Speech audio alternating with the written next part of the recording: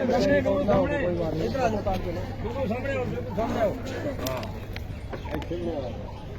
है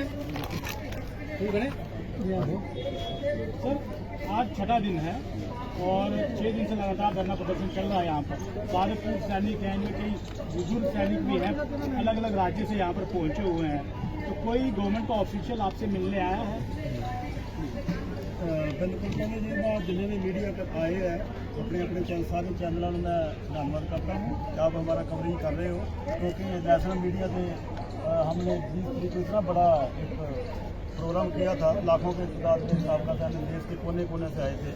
जो national media अपने आप को देशभक्त कहता है, वो मीडिया ने हमारी कवरेज तक नहीं ली, कोई भी नेशनल चैनल वाला नहीं आया। आप लोग आए हो, आपका धन्यवाद है।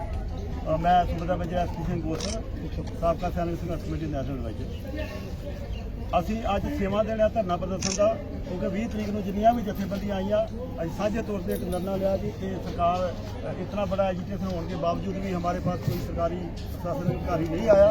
तो उसके बाद हमने जरा वा इसको धरने को कंटिन्यू रखने का जरा निर्णय लिया। तो अभी हमारा आज छठा दिन है।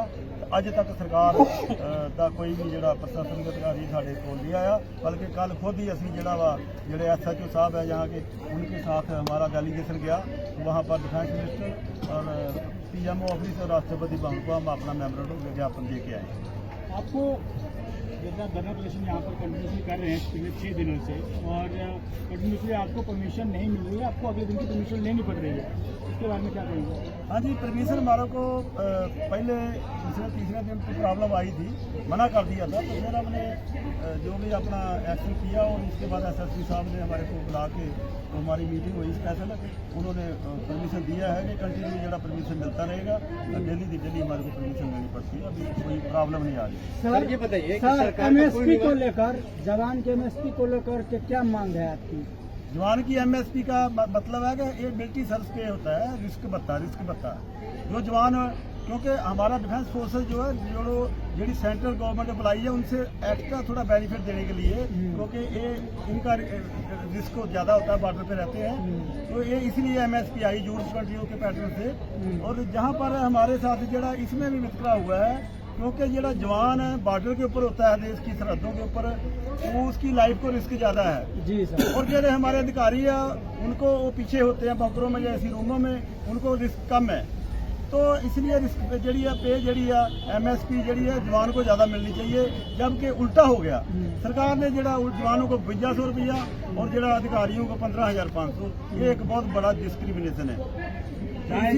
इसी के कारण ही हमारा पेंशन में ज़्यादा बढ़ोतरी नहीं हुई MSP के कारण। दूसरा पे फैक्टर है, 17 पे कमीशन होया, वो भी सरकार ने डिस्क्रिमिनेशन किया है अधिकारियों के साथ।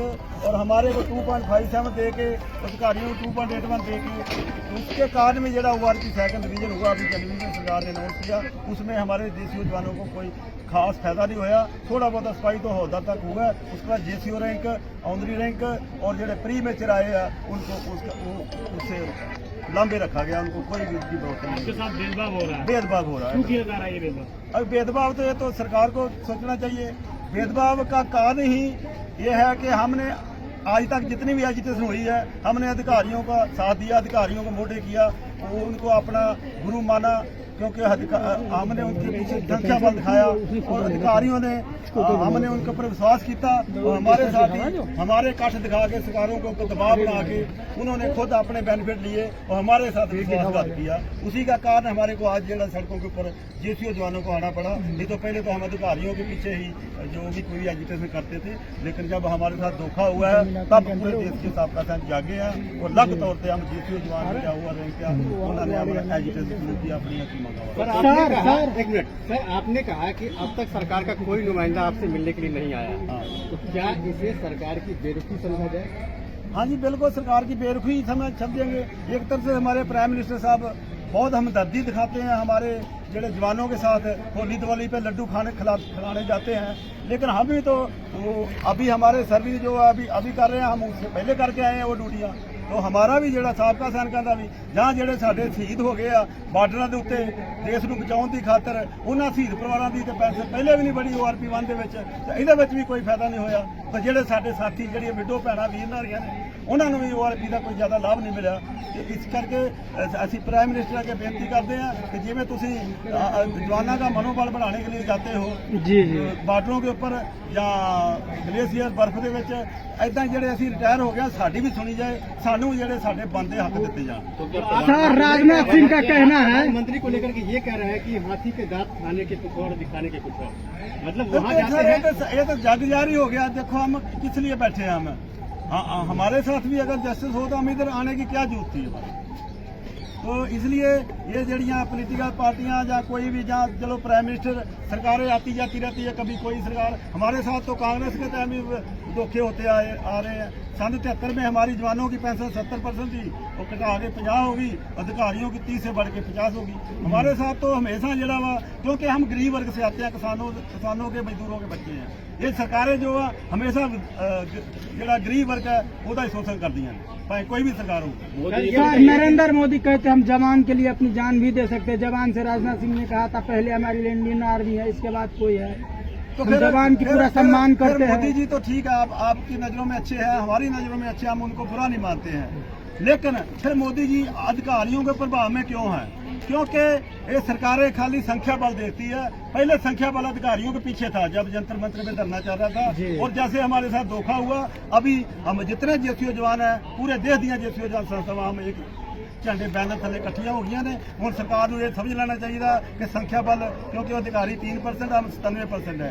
अभी सरकार को हमारी जो हकी मंगा ने उसका सल्यूशन करना ही पड़ेगा, नहीं तो वरना ये एजुकेशन लंबा चलेगा या होर भी कोई बड़ा सी कोर्स ऑफ एक्शन देवांगे बाद में। हर त्योहार मोदी जी सैनिकों के साथ मनाते हैं, अभी पर्व आने वाला है होली का, तो क्या पूर्व सैनिकों के बीच में भी आ सकते हैं? तो पूर्व सैनिकों को खाली लड्डू खिलाने से ही क्या हमदर्दी है? जो पूर्व सैनिक बॉर्डर पे खड़े हैं गोली के आगे, उनको MSP क्यों नहीं बराबर करते? उनको भी मिलिट्री सर्विस रिस्क पे जड़ी है बराबर होनी चाहिए। हम नहीं चाहते कि अफसरों के बराबर हमारे को पेंशन मिले, अब अफसरों के बराबर हमारे को तनख्वाह मिले, लेकिन हम जो रिस्क पता है, जो अलाउंस है, वो तो बराबर होनी चाहिए। अभी एक लड़ाई के दौरान एक जवान की लत बाजू काटी जाती है, उसको तो मिलता है या डिसेबिलिटी पेंशन 15 से 25 हज़ार। वहाँ पर एक अफसर की बाजू कटी जाती है या माइन ब्लास्ट हो जाती है तो उसको मिलता 2.5 लाख से ऊपर। क्या वो अफसर की बाजू सोने की है और जरा जवान उसका मिट्टी का बाजू है? इतना डिस्क्रिमिनेशन क्यों है? जबकि यूरोप कंट्री में तो ऐसा कुछ नहीं है, भेदभाव नहीं है, बराबर है। हमारे यहाँ क्यों है?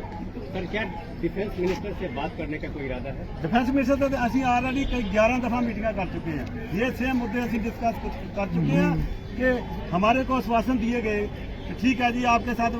डिफेंस मिनिस्टर ने माना, सबसे पहले हम पारीकर साहब से मीटिंग किया था 16 में, तो उस टाइम ही उन्होंने माना था कि वाकई जवानों के साथ डिस्क्रिमिनेशन है, इसको हम धीरे धीरे जब सॉल्व करेंगे। उसके बाद सॉल्व करने चलो डिफेंस मिनिस्टर पारीकर साहब वो नहीं रहे इस दुनिया में, उसके बाद जो भी डिफेंस मिनिस्टर आए हैं उनसे हमने मीटिंगें की है। राजनाथ सिंह भी लास्ट मीटिंग हमारी 28 दिसंबर 22 को हुई थी।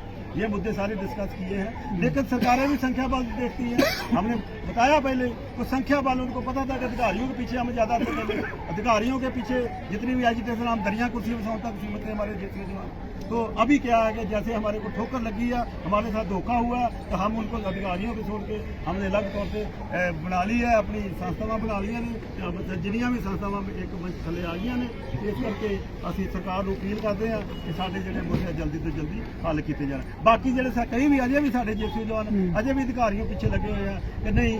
देखिए जैसे सिविल दे विच कोई IAS अफसर होता है या किसी 4th क्लास एम्प्लॉई का बच्चा IAS अफसर बन जाता है, तो IAS अफसर या PCS अफसर जो बनता है उनकी यूनियन अलग है, जो 4th क्लास एम्प्लॉई है उसकी यूनियन अलग है। क्या जो 4th class employee IAS union में काम करेगा अगर उसका बेटा उधर है, या उसका बेटा उसके साथ काम करेगा? अगर हम जेसीओ जवानों ने अपने हकी मंगा वास्ते अलग यूनियन बनाइया तो अधिकारियों को इसमें कोई इतराज नहीं होना चाहिए। उनकी ऑलरेडी वक्री यूनियन है अधिकारियों की 2006 से बनी हुई है, वो अपनी यूनियन के थ्रू जो मर्जी सरकार से ले लें, लेकिन हमारी संख्या बल दिखा के सरकार के ऊपर दबाव बना के आज तक उन्होंने हमारा इस्तेमाल करके और हमारा शोषण किया है।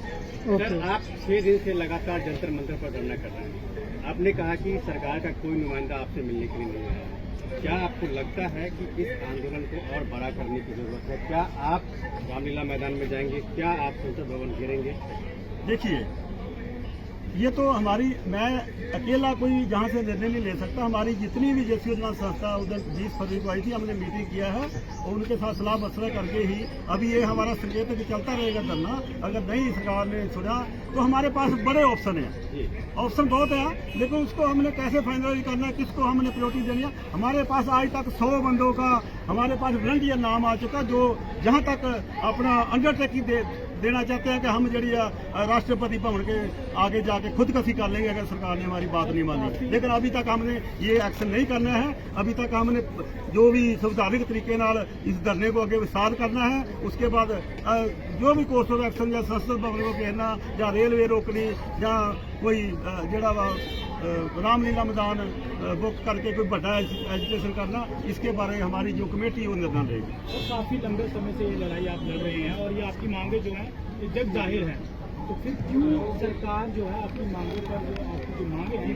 उसमें संज्ञान नहीं ले रही? संज्ञान नहीं ले रही, ये एक मुद्दा है जो सरकार संज्ञान लेना ही नहीं चाहती। नहीं, सरकार को संज्ञान तो लेना ही पड़ेगा।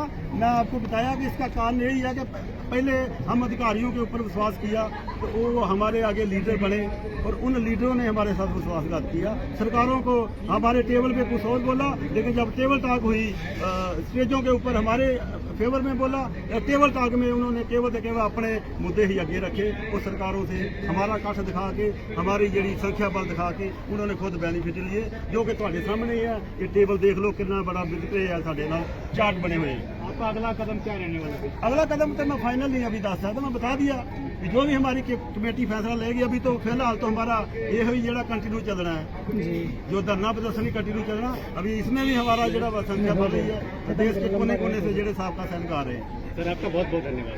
भारत माता की जय, भारत माता की जय, भारत माता की जय। सैनिक एकता जिंदाबाद, सैनिक एकता जिंदाबाद, सैनिक एकता जिंदाबाद। जय जवान, जय जवान, जय जवान, जय जवान, जय जवान। एक बात और सुनेंगे आप, मीडिया आपको बेनती है कि आप प्लीज जाइए। हमारा एक पर्सनल हमने एक वीडियो बनाना है, हमारा एक ही बंदा बनाएगा और कोई इधर कवरिंग नहीं करेगा। हमारा